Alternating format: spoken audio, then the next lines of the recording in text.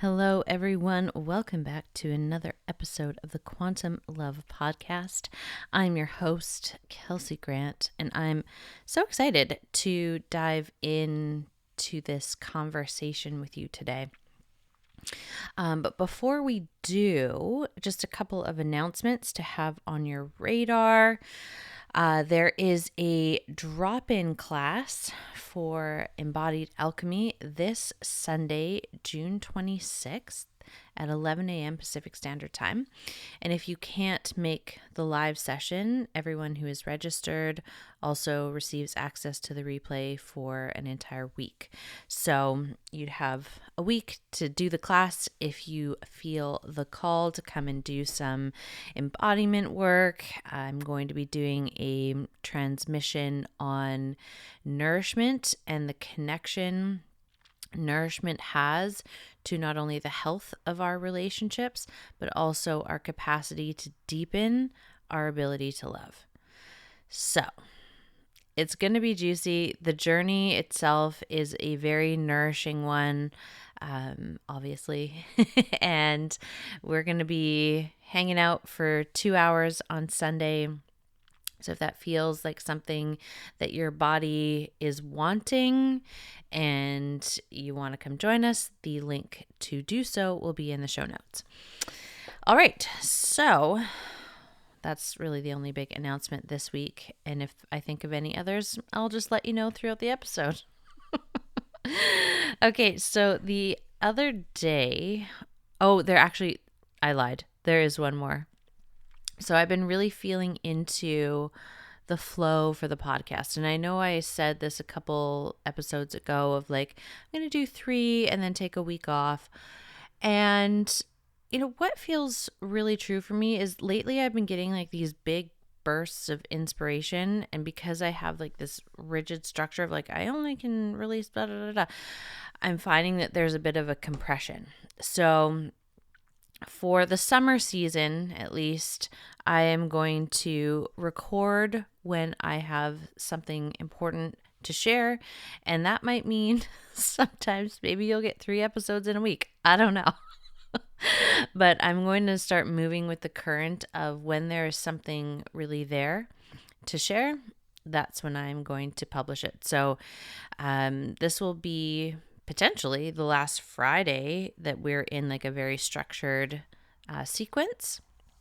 And you might notice episodes pop up at random days and times throughout the week.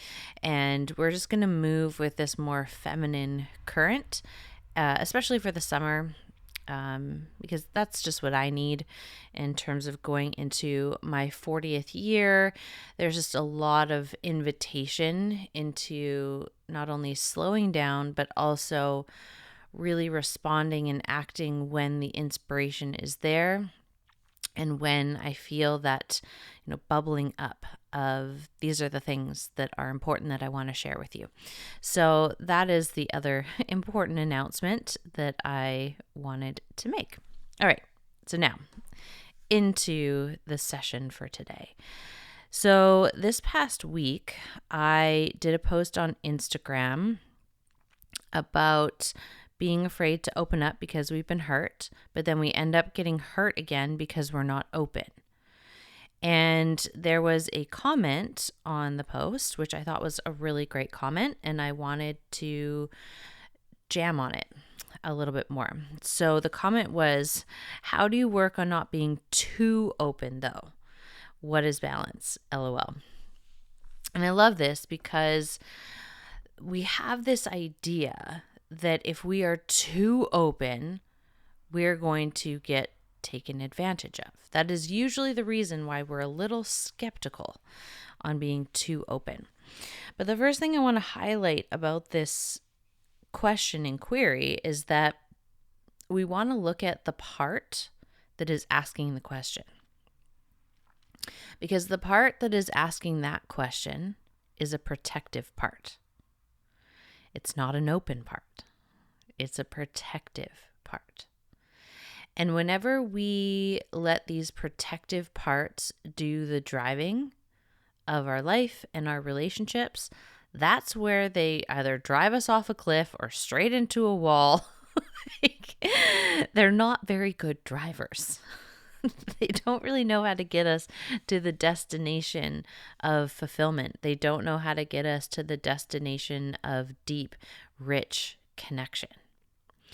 And so whenever those parts are asking the questions, we do want to pay attention, and we want to look and see, well, what is that part protecting? Now, there is likely some version of, at one point I was really open and that got me hurt. So therefore, it is the openness, and this is the equation that our mind makes, that the openness is what caused the hurt. But when we really start to deconstruct this, and we do a lot of this in Initiated, it is the path of relational mastery. So we are laying those foundations for relational mastery. And in order to do that, we have to unwind. We have to deconstruct some of our patterns, some of our beliefs, the way those manifest in our body, the ways that those manifest in our behavior, the ways that those manifest in the way that we dance in relationship.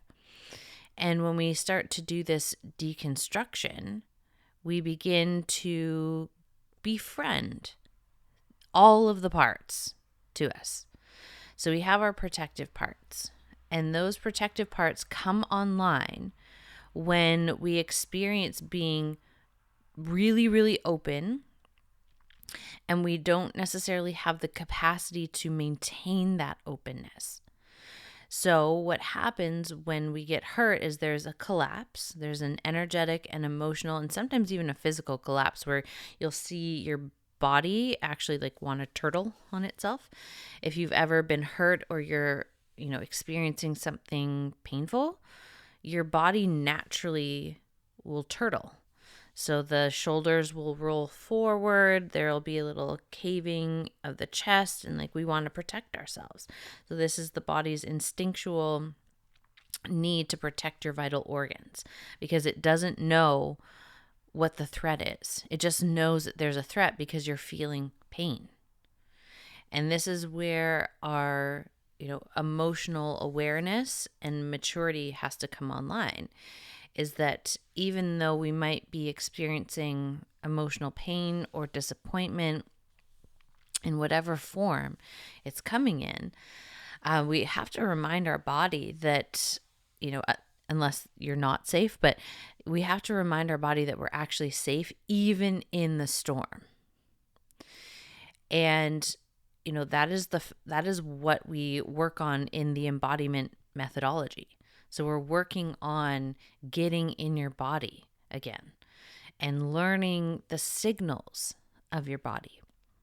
Because for a lot of us, myself included, we live in a time that does not prioritize your embodiment, and it prioritizes you bulldozing past the cues and signals of your body in order to, hit a target that probably doesn't even mean much to you.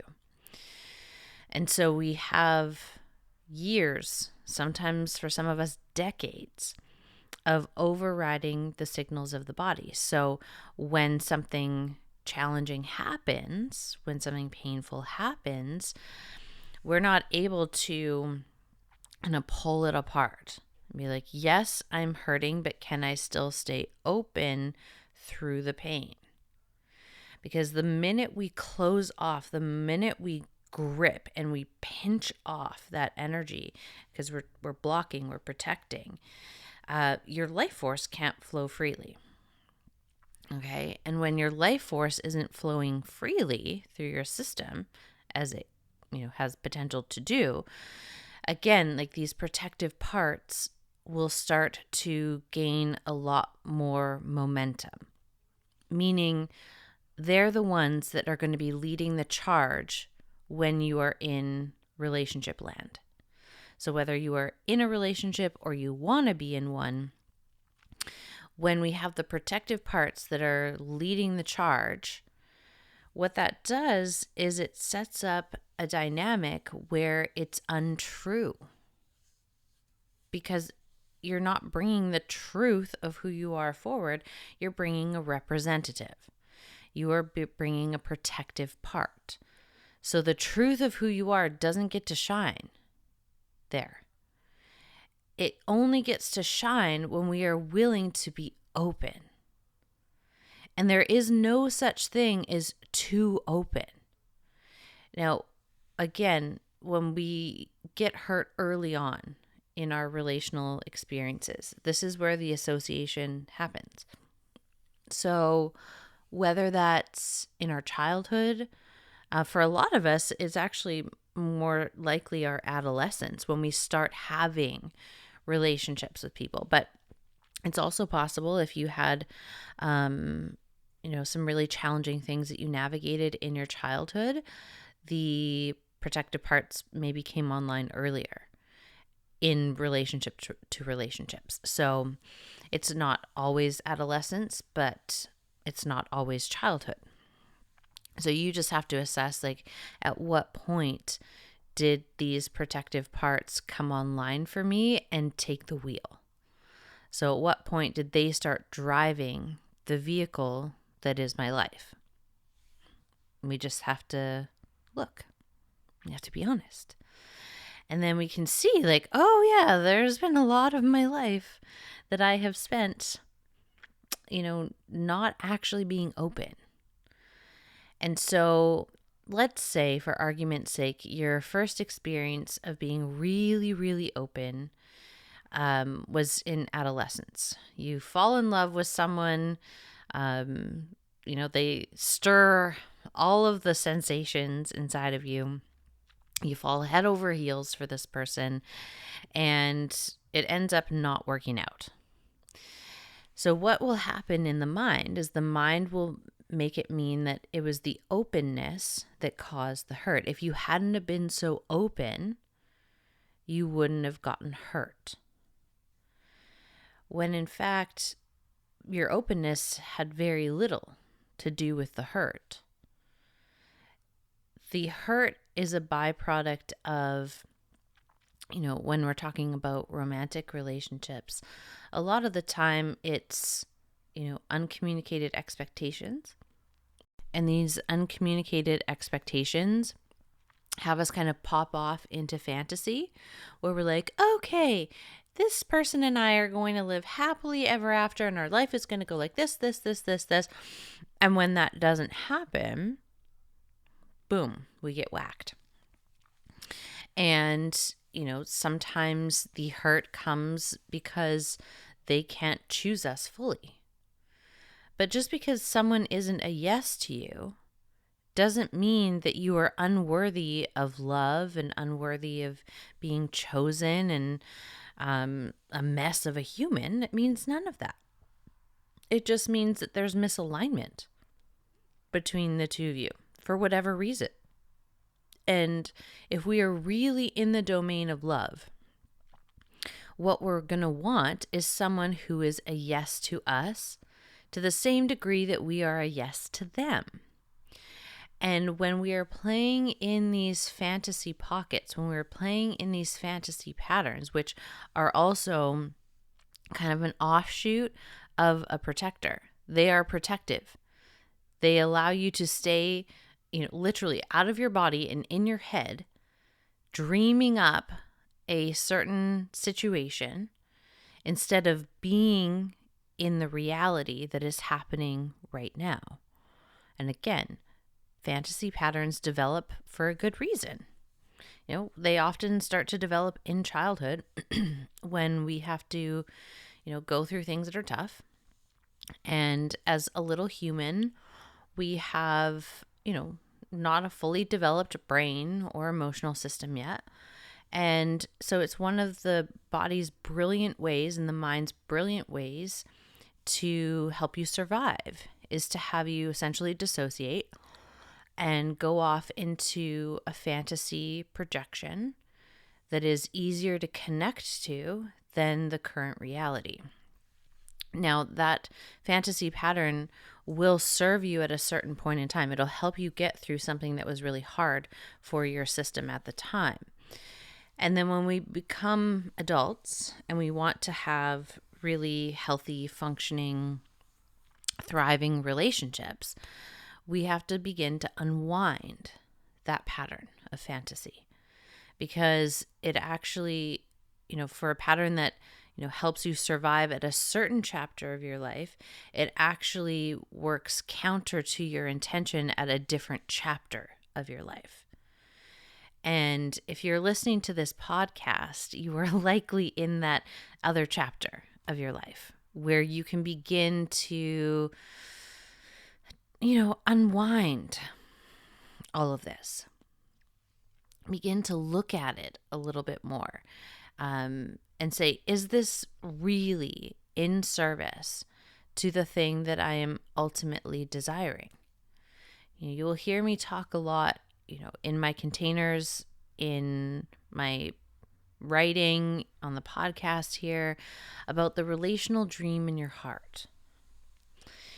Now, the relational dream in your heart is the part of you that is connected to that openness. It's connected to the truth of who you are, and it's generated from there.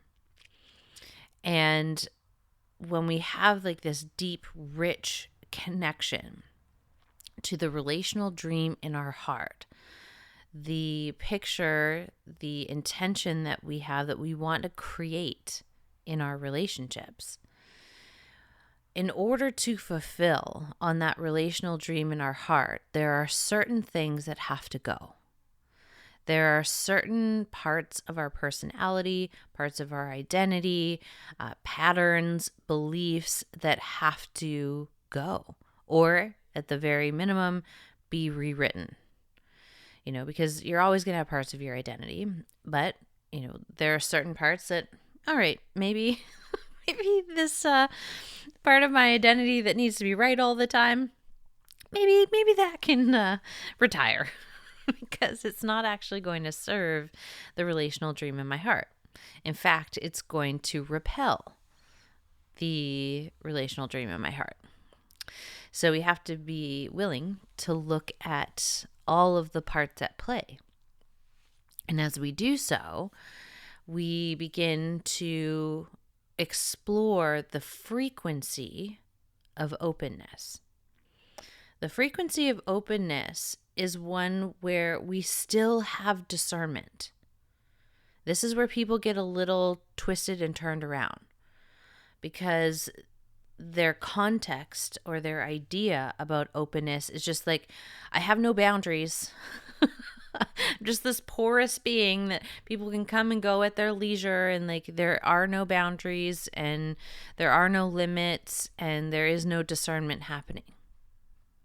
That will, having very porous boundaries and having no discernment actually does not allow you to be really open. You might think that you're open, but you're not. And true openness happens in connection with your boundaries and connection with your discernment. Because it is foolish to be wide open where people can just come and take anything that they want from you, and just going through life that way. Like, there's an openness to which I go through life, but I also have my discernment on. So there's a certain standard to which anyone who comes into my field on a personal level must meet. If they do not meet that standard, they don't get to come in. And my boundaries will reinforce that. And so it allows me to go through life open. And when I first meet someone, I go into that open. That doesn't mean that I am like spilling my guts and telling them my whole life story and oversharing and literally projectile vomiting all the things that I can't hold about myself onto them and thinking that that's openness. Because it isn't. And this the TMI, the sharing too much all at once, sharing your whole life story and all of your trauma on date one is not being open. It's actually this really sneaky cousin, let's say, of your protectors. Because that pattern of behavior, of oversharing, before you know that there's enough rapport for that person to be able to hold what you're going to say with reverence and respect, and to know that, whatever it is that you share, that they're not going to have some type of egoic reaction to. And if we're not operating with that level of discernment, we're not fully anchored in our body, and we're not in full approval of the things that we're sharing. We're trying to off gas, there's this discomfort in our system. We're trying to off gas it and literally dump it onto somebody else for them to hold, for them to process. So when people are oversharing, and whether this is on a date or in friendships where there isn't enough rapport, and I really need you to hear that, because people will distort what I'm saying. Being like, oh, so I can never tell people my story and my trauma and all this stuff. Well, that alone is leading with a wounded part of your identity. So that's a whole other kettle of worms to explore. But also, it's not true openness. And there isn't this discernment of, is this person actually safe for me to share this stuff with? Have they, and I hate using the word earned, but there is an element of, have they earned this level of rapport with me because of the ways that they have been investing equally into this relational container?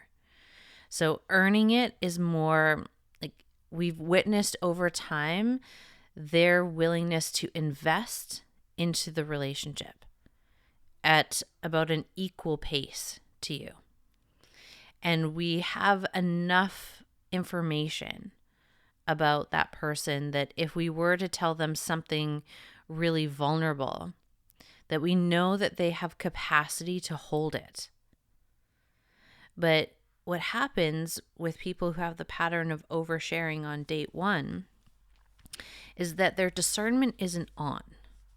And so what they do is, and this might be you, so what they do is any person who gets within grabbing distance, they will grab onto them and then projectile vomit all of this really intense emotional material, which then freaks the other person out because they're like, what the fuck?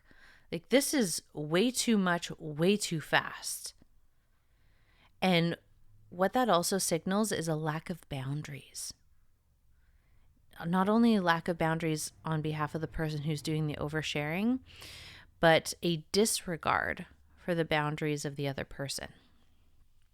And that is a really tough thing to sit with. And this is why we have to do shadow work. Because, parts of our identity, the parts of our identity that want to be seen as a good person will have a really inflamed response to knowing that, oh wait, I'm a boundary bulldozer when I overshare, when there isn't rapport that has been anchored and built over time. Yikes. That is not a nice thing to admit about myself. That is not an easy thing to admit about yourself. But in the admission, that is where the liberation happens. So you will never be free of these patterns and their grip on you if you cannot admit that they're there. And if we just play out this denial of no, I don't do that. No, that's not true. How dare you? You're attacking me. All of that spins you into victim consciousness where you don't have to take responsibility for yourself and your life. Now, that doesn't mean that you are responsible or at fault for the things that have happened to you. That maybe, did pop you into this pocket of being victimized at some point. But victim consciousness is a very different thing. It's leading with the wounds. It's leading with this collapsed identity that I need to be rescued all the time. And I'm in this perpetual collapse. And it forces other people to either rescue you, and if they don't want to do that, then you get to villainize them as being a persecutor. This is the victim triangle. If you are not familiar with it, I would highly recommend that you go and you Google it and you do some research and you familiarize yourself with it. It is one of those foundational teachings that without it, we can't really go too far in the world of quantum love. Like quantum love, extraordinary relationships require you to give up your position in the victim triangle, whatever that is. Like some of you might be rescuers. That's usually my default setting, is to go in at the rescuer door and let me try and rescue all of the people who are in the collapsed victim identity and protect them against the persecutor.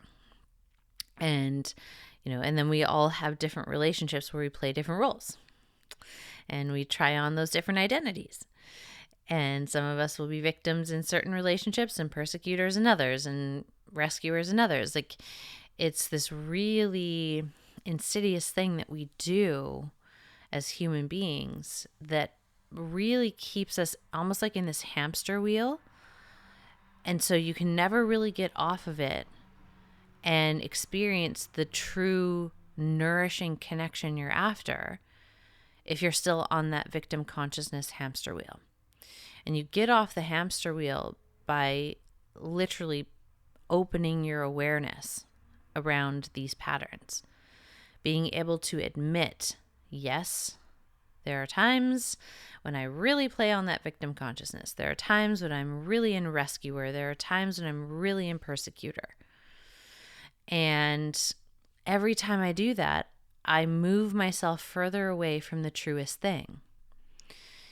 And it allows me to avoid what there is really there to deal with and what there really is to embody, what there really is there to feel.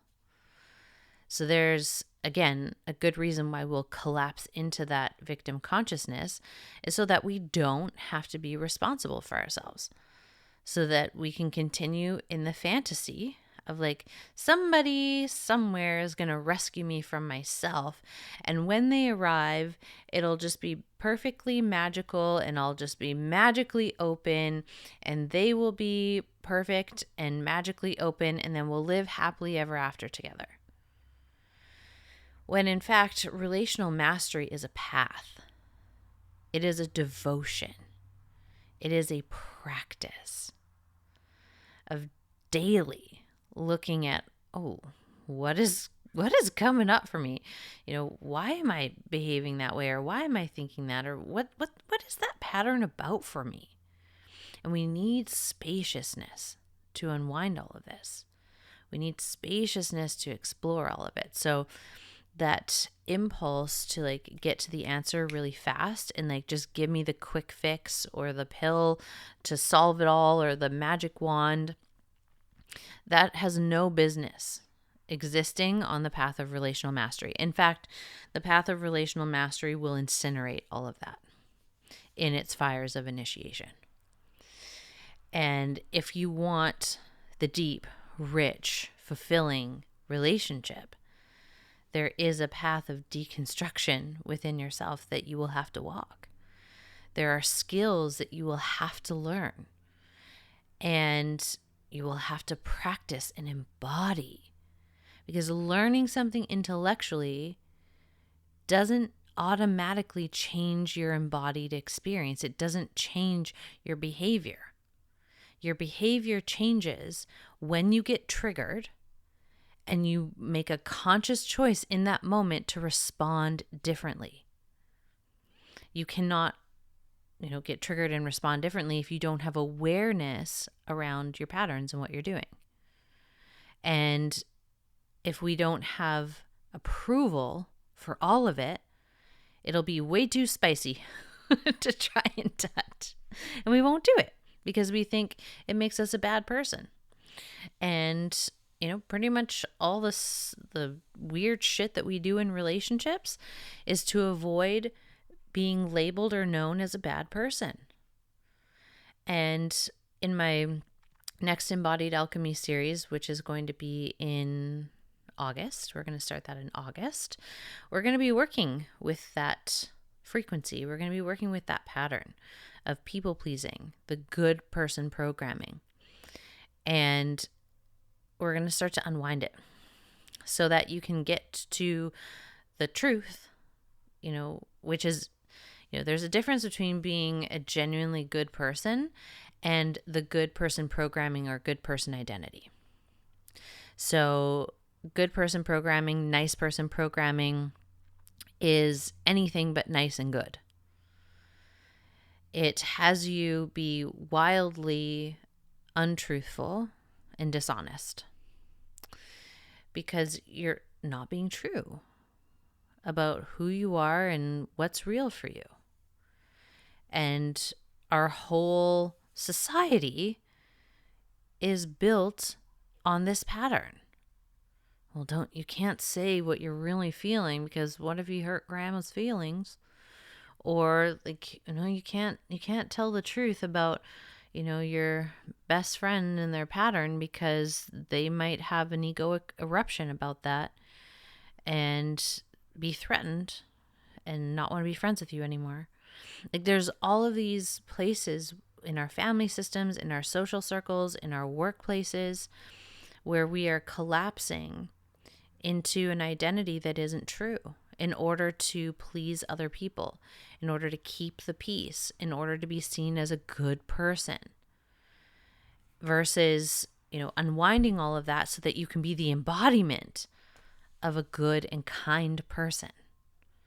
So we're going to dive into all of that in August. So if the people pleasing, if, you're tired of playing all of those games and you're like, oh, my system's so tired from not being true. And I want to shift this and I'm committed and devoted to shifting it. Then my invitation is for you to come join us in August. I'd love to have you. And, in terms of, coming back to this openness conversation, when we are truly open, we are in connection with all parts of who we are. So there are no parts of us that are exiled. There are no parts that we're like, ooh, you're bad and I hope no one finds out about you. So I'm going to use all of my energy to try and keep you locked away. We're not doing any of that. But we do, because we are in right relationship with all parts of us, there's approval for all parts of us. It means that we have a degree of reverence for our story. We have reverence for the things that we've gone through. So those moments where you might have gone through something traumatic, where maybe you were legitimately victimized, you have reverence for the tenderness of that. Meaning we don't just spill that willy-nilly to anybody. We open and reveal the truth of that to people who we know on some level have the capacity to hold that with reverence as well. Doesn't mean that they have to choose us when we reveal those pieces, but it does mean that they will respond with respect, baseline. And you will only know that about someone after you've kind of been in connection with them for a little bit. See how they respond when things don't go their way. When their order at the restaurant gets messed up, who do they become? Because if they turn into a snap show, chances are they do not have the emotional maturity or the capacity in their nervous system to hold something really, really significant. And so in that regard, the what openness would look like is opening to the truth of, maybe this is not the person for me, and being able to touch that truth. But if we're not willing to touch that truth, then we're going to slip into fantasy, and we're going to create this whole fantasy of who they are, and we're not in reality with them anyway. And that's when you get hurt. You get hurt when you're in the fantasy, and then the reality smacks you straight in the face, being like, blah, that is not what I was thinking was going to happen. We get really hurt, again, when we have these expectations that are either uncommunicated or they're just really outside of the range of what's possible for the dynamic. We get hurt when people don't choose us. So our rejection wounds, our abandonment wounds, our humiliation wounds, our betrayal wounds, our injustice wounds can all get triggered. And when that happens, if we don't know how to be with ourselves when those triggers happen, then again, we're going to go into some weird configuration to try and hide those parts at the same time trying to pull someone in closer. And then that doesn't work. And when people can feel that they're being pulled on or used in that way, they will leave. And again, that will reinforce the wound that you can't be with. So there is a lot of internal work that we have to do in order to really be open with discernment. If you do not have boundaries, this is something that will really support your opening and your ability to be open, is having very clear boundaries. Like, what is a yes for you and what is a no for you? Do you know what that is? And more importantly, are you willing to back it up?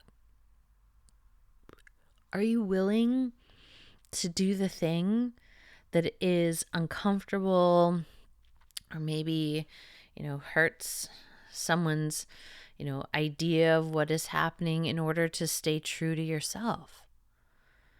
In order to stay in right relationship with reality, are you willing to do that? Because a lot of people aren't.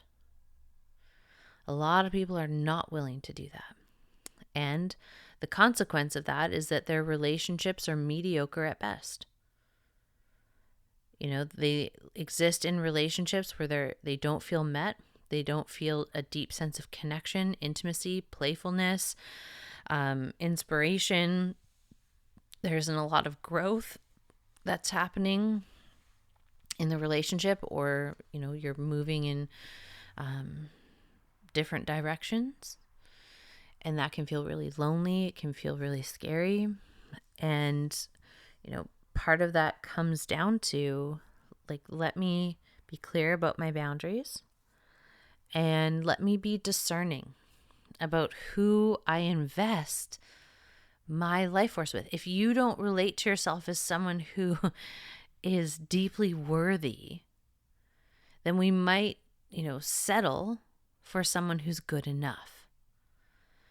In the sense of, they aren't really showing me that they have the emotional capacity to really be a healthy relational adult. But I don't really see myself as worthy of that anyway, so let me just choose them and play out some of these patterns and some of these beliefs. And we'll do that until we don't. We will do that until we've had enough of it.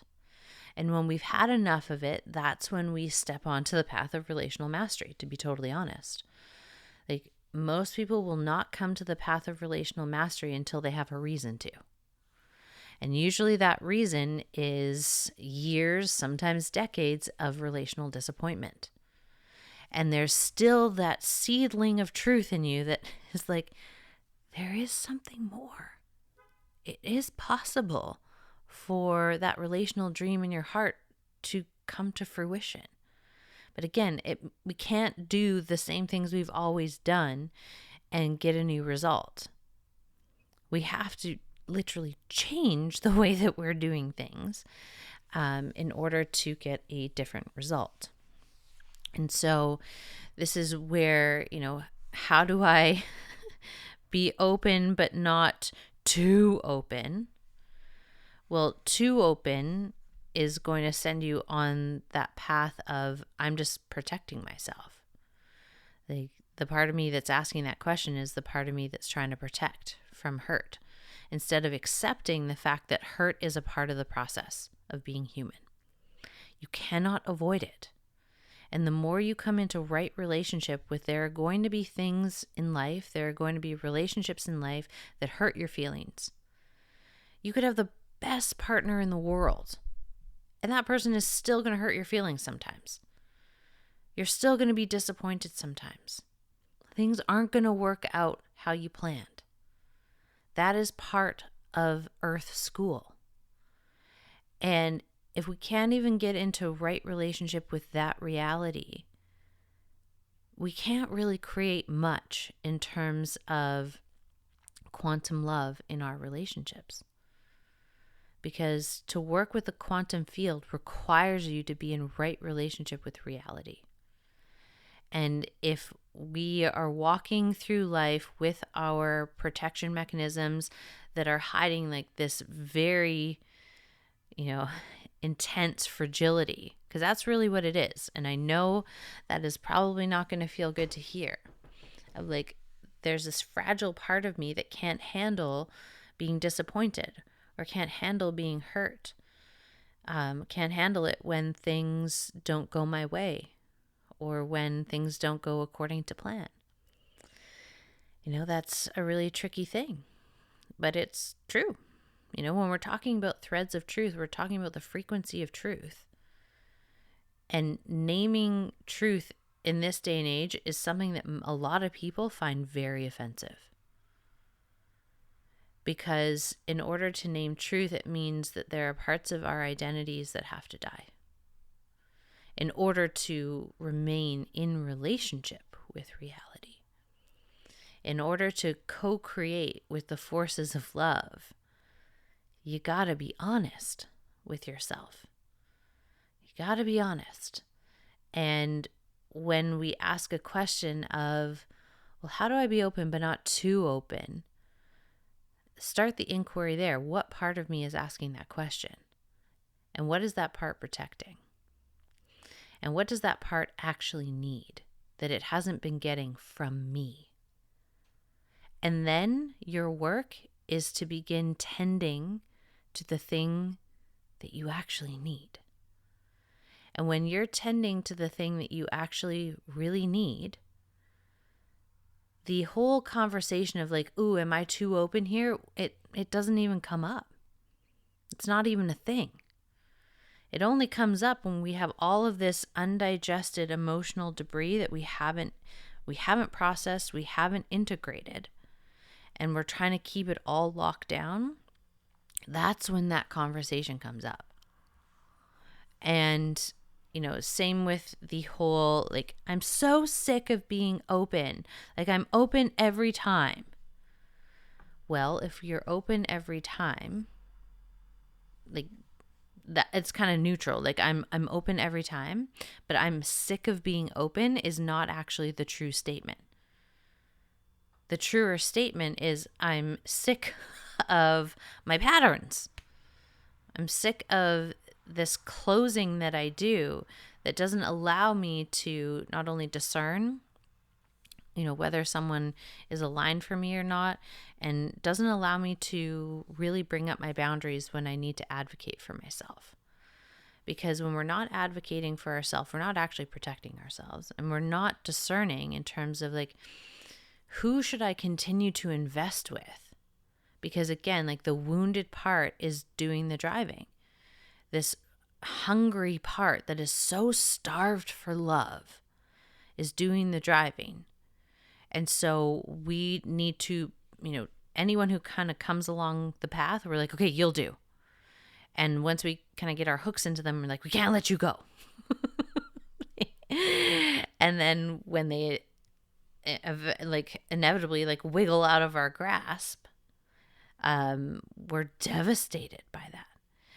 And maybe you've been on the flip side of that, where this has been done to you, and you know how gross it feels when someone's doing it, and you actually want to slither away. You're like, I gotta get out of here. Most likely you've experienced both. It would be very rare if you hadn't experienced both. And we really want to look at that in terms of like, I'm so sick of being open. Well, no, it's not the openness. Again, it's not the openness that caused the problem.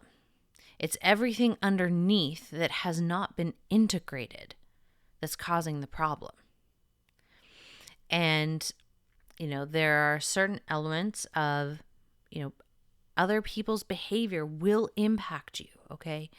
So let's say for argument's sake, you've actually been really open, you're discerning, your boundaries are on, and then you come across someone who is just an asshole, and they are mean for the sake of being mean. Now, that doesn't mean that you have to take responsibility for their behavior. That is not what we do here. So that experience, we would have to sit with, the truth that some people are cruel. Some people like actually get off on hurting other people. I mean, it's in my experience, like that's a smaller demographic of people, but they do exist. And if that is the case, we to stay like really anchored in that of like, feel your feelings around that, of disappointment, of hurt, of pain.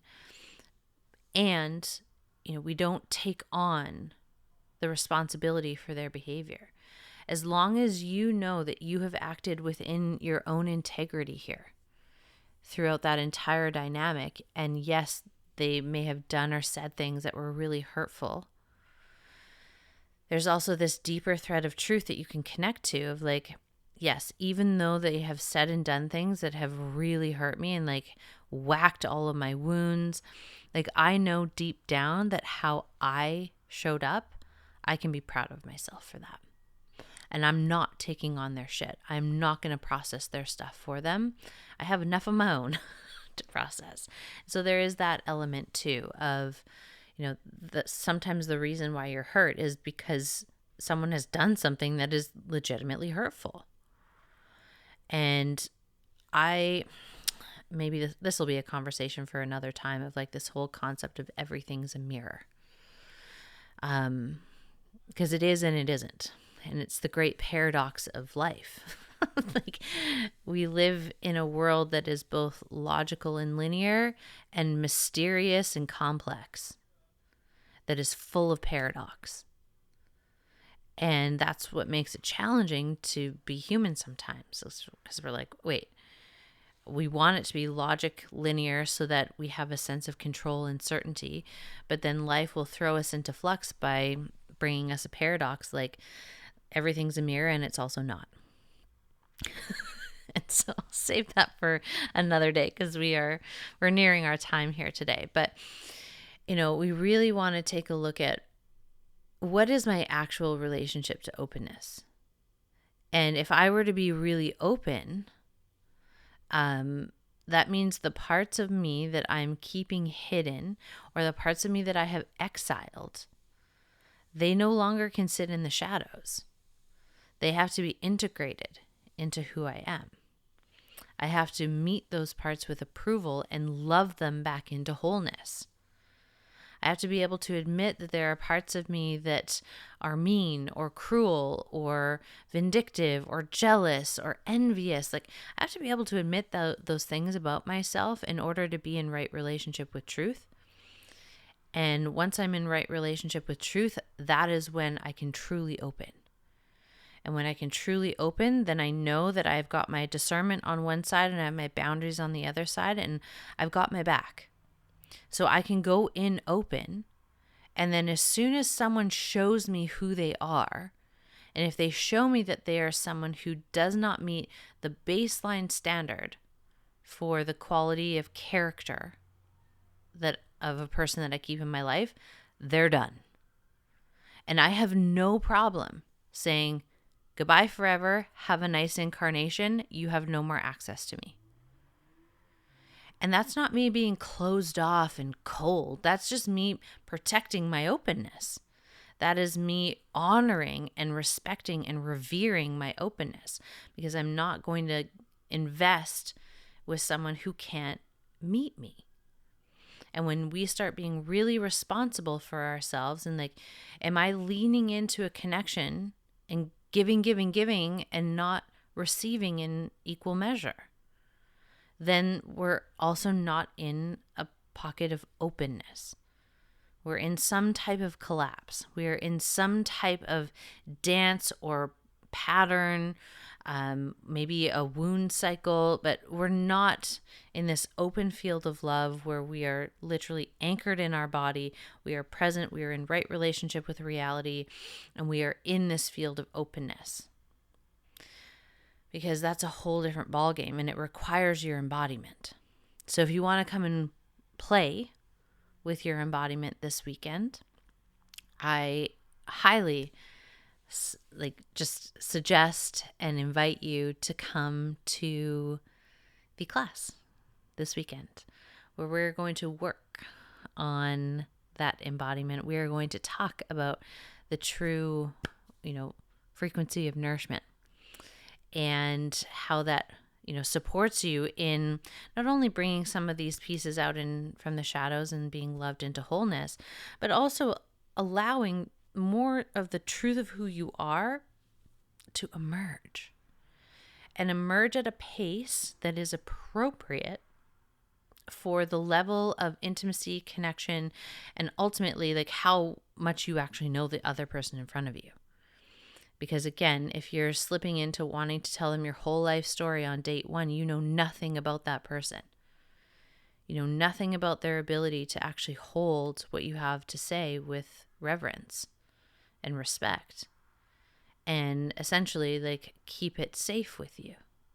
You don't know that they have the ability to do that.